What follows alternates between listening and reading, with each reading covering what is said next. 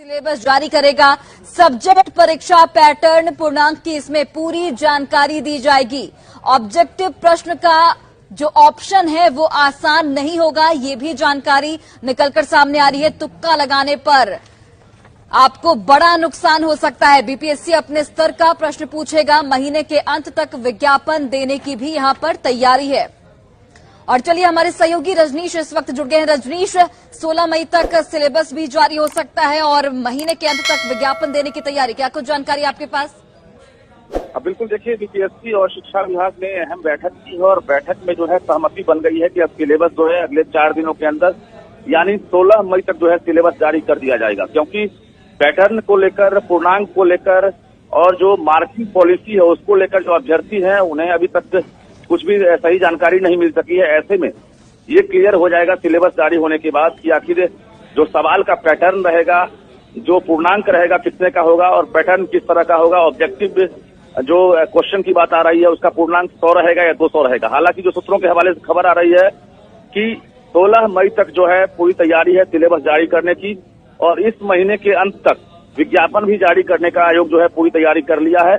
बता दें आपको कि शिक्षा विभाग के अपर मुख्य सचिव दीपक कुमार सिंह और लोक सेवा आयोग के जो अध्यक्ष हैं अतुल प्रसाद, दोनों ने बैठक की है और एक्सपर्ट के द्वारा ये सिलेबस तैयार कराया गया है, जिस सिलेबस में एक तरफ ये कहा जाए कि बीपीएससी अपने अनुरूप सवाल करने की तैयारी में है। अतुल प्रसाद ने ट्वीट करके भी जानकारी दे दी है कि आसान नहीं होगा तुक्का मारना। मतलब ये है साफ कि ऑब्जेक्टिव क्वेश्चन में जो है सिमिलर सवाल पूछे जाएंगे, यानी आप तुक्का लगाकर अगर चाहेंगे कि सही जवाब हो जाए तो आपको नुकसान हो सकता है। हालांकि ये भी साफ है कि नेगेटिव मार्किंग नहीं होगा, यानी जो हेडमास्टर की तरह जो परीक्षा होने वाली है, पहले ही इशारा मिल गया है कि जो पैटर्न होगा हेडमास्टर की जो परीक्षा इससे पहले आयोग ने लिया है उसी आधार पर परीक्षा टीचर बहाली में होगी।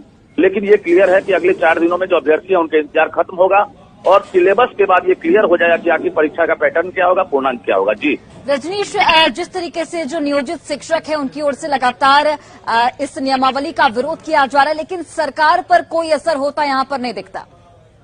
बिल्कुल, देखिए, कई ऐसे पहलू हैं जिस पर जो है लगातार डिमांड किया जा रहा है कि ये जो है मंजूर नहीं है, लेकिन शिक्षा मंत्री चंद्रशेखर ने साफ तौर से इनकार कर दिया है।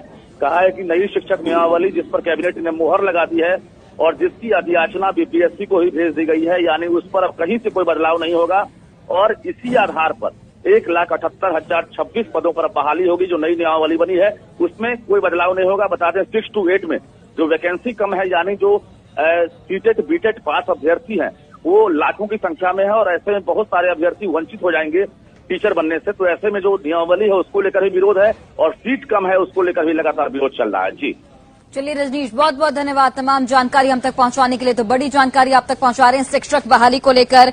16 मई तक सिलेबस जारी हो सकता है। बीपीएससी सिलेबस जारी करेगा। सब्जेक्ट परीक्षा पैटर्न पूर्णांक को लेकर सिलेबस में पूरी जानकारी दी जाएगी। ऑब्जेक्टिव प्रश्न के जो ऑप्शन होंगे वो आसान नहीं होंगे। ये बीपीएससी की ओर से बकायदा एक ट्वीट किया गया है जिसके तहत ये जानकारी साझा की गई है। तुक्का लगाने पर नुकसान हो सकता है, ये भी जानकारी साझा की गई है। अपने स्तर पर बीपीएससी जो प्रश्न पत्र है वो जारी करेगा। जो परीक्षा का जो पैटर्न होगा वो बीपीएससी के स्तर से जारी होगा। महीने के अंत तक विज्ञापन देने की भी यहां पर तैयारी है।